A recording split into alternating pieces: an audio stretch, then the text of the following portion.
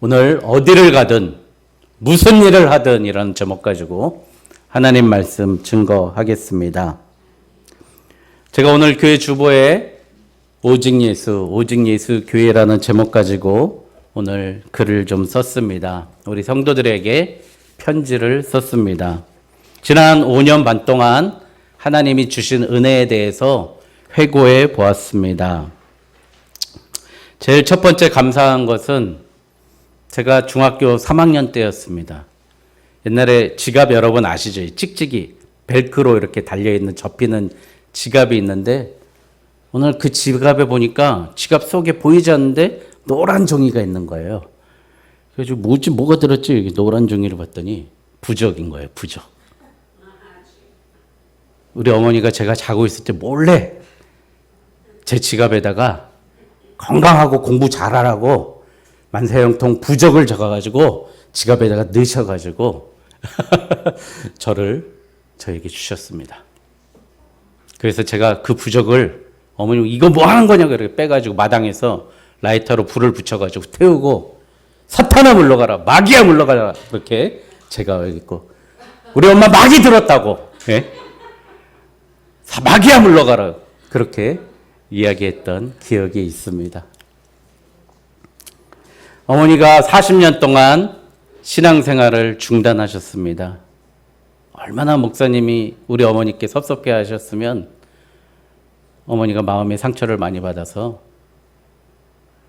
자식들을 키우면 내가 주일날 나가지 않으면 우리 새끼들 다 굶어 죽는데 어떻게 교회 나가란 말입니까? 어떻게 11조 하란 말입니까? 그런데 목사님 11조 안에서 우리 애가 아픈 거라고 그렇게 말씀하시니까 얼마나 상처를 받아요? 그래서 어머니가 40년 동안 교회를 중단하셨습니다. 이 교회를 개척해서 저는 가장 기쁜 일이 있다면 그런 어머님께서 우리 교회에 나오시고 또 권사님이 되시고 이렇게 저의 든든한 후원자가 되주신 것에 대해서 다시 한번 감사드립니다. 제가 어머니를 사랑해서 직장생활 힘들잖아요. 솔직히 죽고 싶을 때도 있었어요. 솔직히 말씀드리면 너무 힘들게 해서 사람들이. 도로에서 확 꺾을까 낭떠러지로 떨어질까 생각을 한 4-5번은 했던 것 같아요. 그때 외쳤던 게 어머니를 생각하자. 어머니는 1000번은 더 그랬을 텐데 어머니를 생각하자 하면서 참았습니다. 사랑하면서도 존경하지만 맨날 내가 돈이 있으면 어머니가 안 보이고 내 주머니에 떨어지면 어머니가 생각나는 그런 불효자였습니다. 그런 어머니가 같이 다시 신앙생활을 하게 됨을 저는 가장 최고의 오직 예수교회 개척함으로써 최고의 기쁨이라고 생각합니다. 두 번째, 저희 아내와 너무 행복하게 살았습니다. 5년 동안.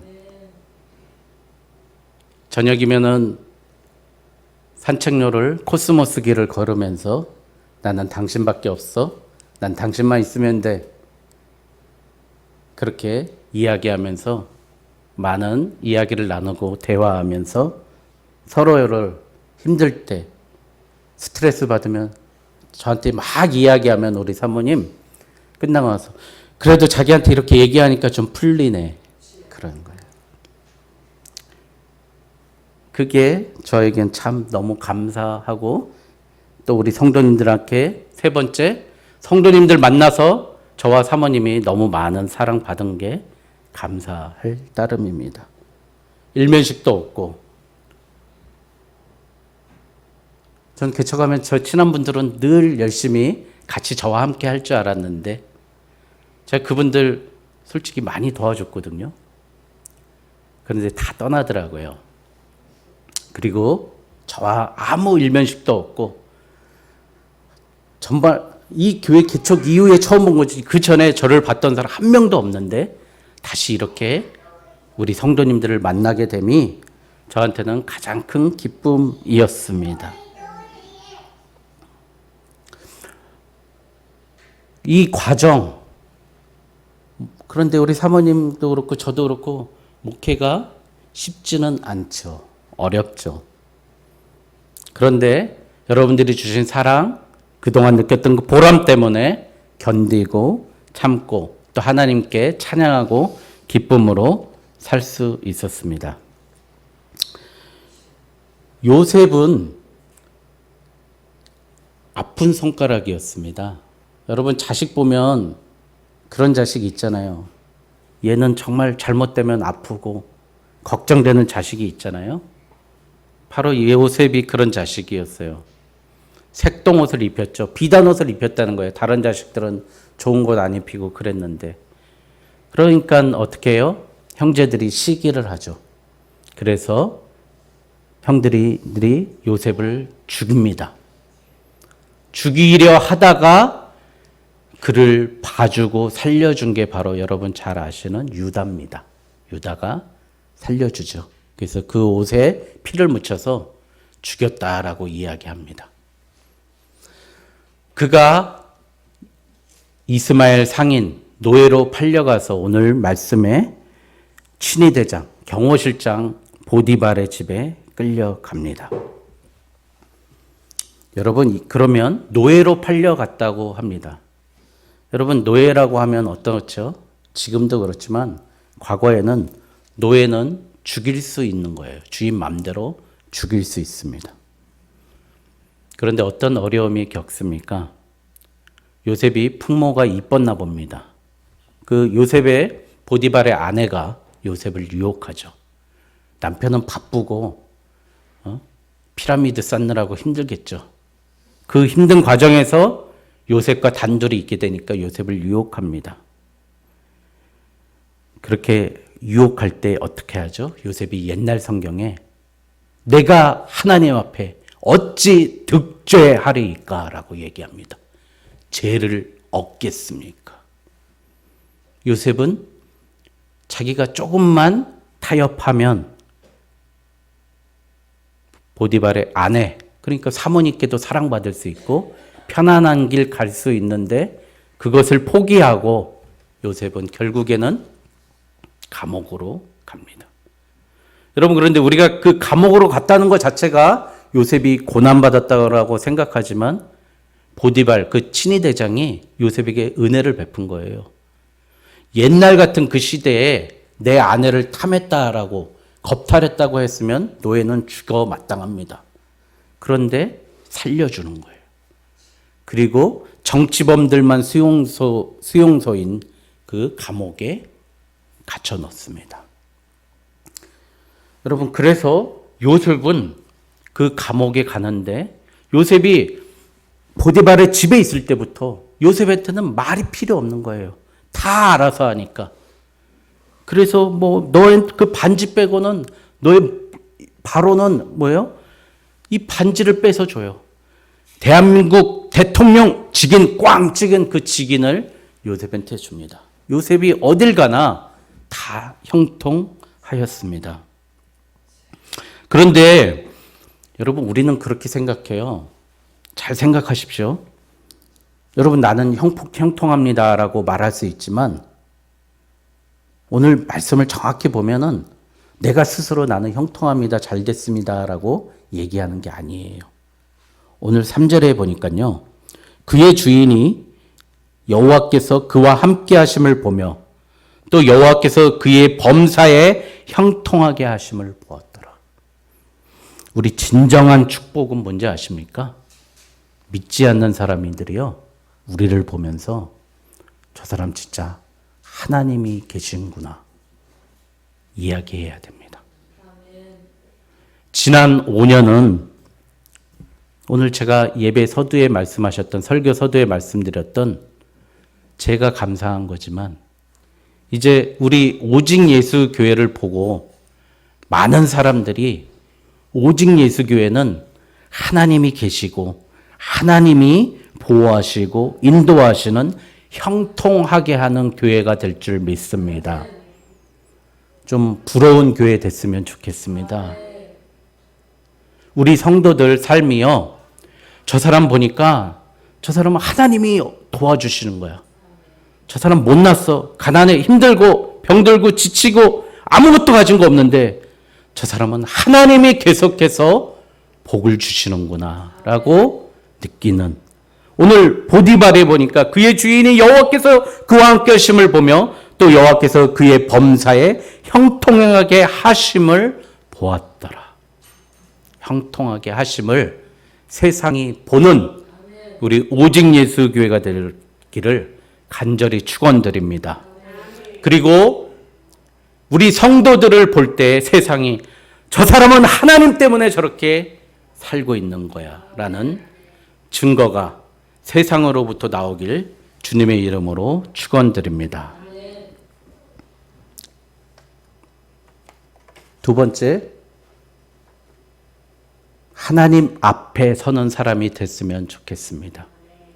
코람 데오라고 그러잖아요. 데오가 하나님이고 코람이 앞이에요. In front of God이죠. 하나님 앞에 서는 사람이 됐으면 좋겠습니다. 9절에 보니까 이 집에는 나보다 큰 이가 없으며 주인이 아무것도 내게 금하지 아니하였어도 금한 것은 당신뿐이니 당신은 그의 아내임이라. 그런즉 내가 이 큰 악을 행하여 하나님께 죄를 지으리이까. 근데요, 여러분, 이 일이요 한 번 그런 게 아니라요 10절에 보면 날마다 그랬다는 거예요. 날마다 유혹했다는 거예요. 여러분, 시험은요 날마다 있습니다. 오늘 날마다 숨쉬는 순간마다 하나님의 은혜를 받지만 날마다 우리 앞에 시험과 어려움과 유혹이 있습니다. 저도 어느 날에는 포기하고 어느 날엔 타협하고 어느 날엔 위선을 부릴 때가 있습니다.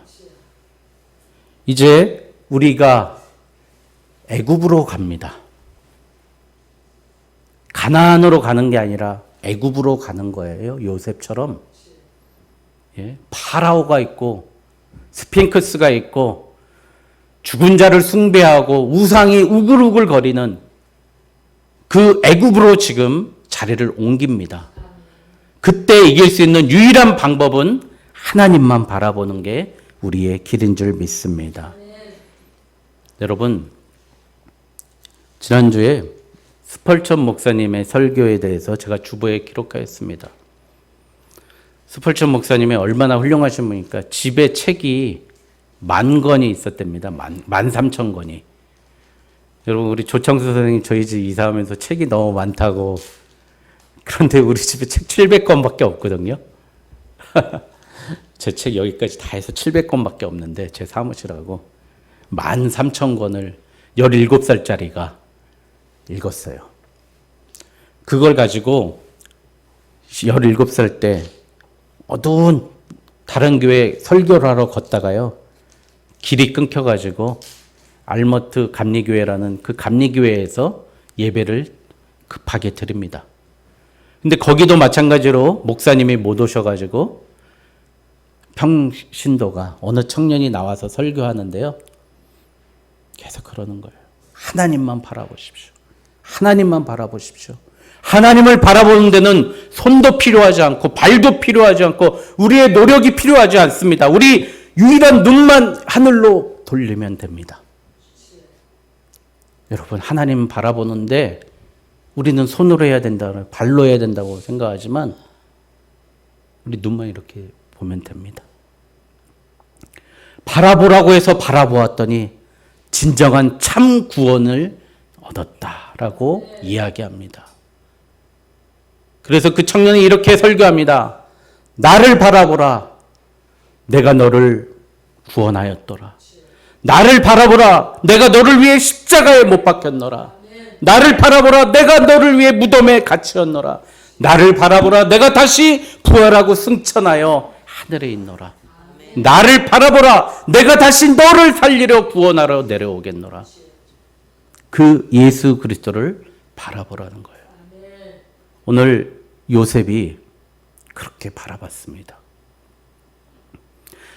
그렇게 갔더니 요셉이 감옥에 갇히는데 감옥에 갇혀서 결정적으로 그래서 누굴 만나요? 술관원과 떡관원. 여러분들 제가 전에 말씀드렸지만 뭐 경호실장이나 부속실장 다 만나는 거예요. 높은 사람들. 요셉이 만나서 결국에는 바로 앞에 서게 됩니다. 왕 앞에 서게 됩니다. 여러분, 오늘 설교 제목이 어디를 가든 무슨 일을 하든입니다. 간곡히 부탁드립니다. 우리가 옥정으로 가든 저기 평양으로 가든 아니면 개마고원으로 가든 어디를 가서 무엇을 하든 요셉처럼 하나님만 바라보는 저와 우리 오직 예수교회가 됐으면 좋겠습니다. 그러면 형통의 복이 임할 줄 믿습니다. 이 형통이 무슨 뜻이냐고 이렇게 봤더니요. 전에 이렇게 만사 형통, 그래갖고 뭐 만사가 형님만 만나면 통한다, 뭐 이렇게 그랬다면서요. 그게 아니라 형통이란 뜻이 찰나흐라고 그래가지고요. 발전하고 진보하다라는 뜻입니다. 여러분, 하나님이 우리와 함께 하셔서 형통하심을 본다는 건 뭐냐면 하나님이 우리와 함께해서 우리가 발전하고 진보하고 성공한다는 이야기입니다. 여러분이 사랑하는 우리의 자녀가 이제 믿음 가질 줄 믿습니다. 예수 믿을 줄 믿습니다.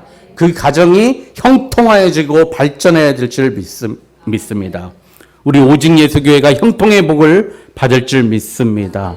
이제 우리 스스로 생각하는 감사 플러스 세상이 바라볼 때 저 교회는 발전하는 교회야, 성장하는 교회야, 성공한 교회야 라고 하는 형통의 복을 보디발의 입에서 나오는 것이 아니라 이제 양주 시민들이, 양주에 있는 예수 믿지 아니한 사람들이 그 소리를 전할 수 있는 교회가 됐으면 좋겠습니다.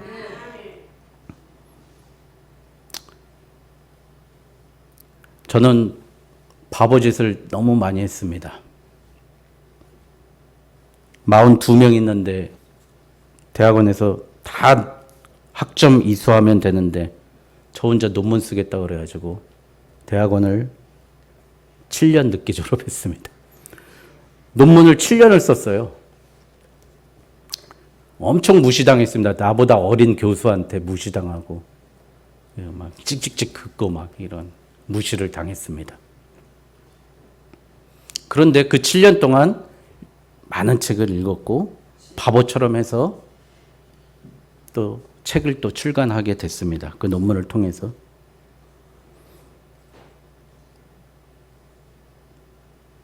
교회 터는 있는데 예배를 못 드리는 거예요. 부대 장병들이 한 50명 정도 있는데 바보처럼 그 교회를 짓는다고 했더니 그 교회 담당하는 목사님이 직무 유기를 한 거잖아요. 애들도 몇 명 안 되니까 오시지도 않고 예배도 안 드리고 교회도 문 닫아버리고 거기를 만든다고 했더니 사람들이 저를 또 바보라 그럽니다. 만들어서 제가 그 교회에서 설교를 하는 것도 아니고 담임 전도사를 하는 것도 아닌데 남 좋은 일 시키는 거잖아요. 우리 교회도 아닌데 지었습니다. 또 두 번째, 또 80평이나 되는 교회, 또 우리 정덕 집사님, 유경옥 권사님 또 고생하셔서 또 지었습니다. 그 교회 제가 목회하는 거 아니잖아요. 어젯밤에는 그 교회 기름이 떨어졌다고 그래서 29,000원 사서 기름을 넣습니다. 추위에 떨고 예배 드릴까 봐. 바보짓 하는 거죠. 다시 한번 바보가 다시 한번 한 걸음 내딛습니다. 하나님이 도와주실 줄 믿습니다. 여러분들께서 저와 함께 그 걸음, 바보의 발걸음 걸어가면 우리가 어디를 가든 무슨 일을 하든 하나님께서 요셉과 같이 형통의 복을 내려주실 줄 믿습니다. 기도하겠습니다. 사랑의 아버지 하나님 고맙습니다. 예수 믿는 사람들이 바보입니다. 요셉이 바보입니다.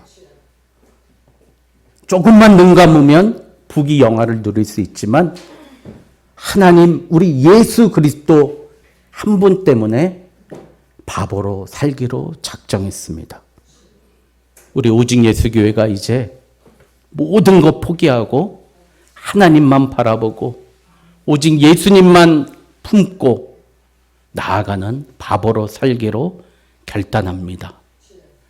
우리의 삶을 책임져 주시고 우리의 모든 것을 형통케 허락하여 주시옵소서. 감사하며 예수님 이름으로 기도드립니다. 아멘.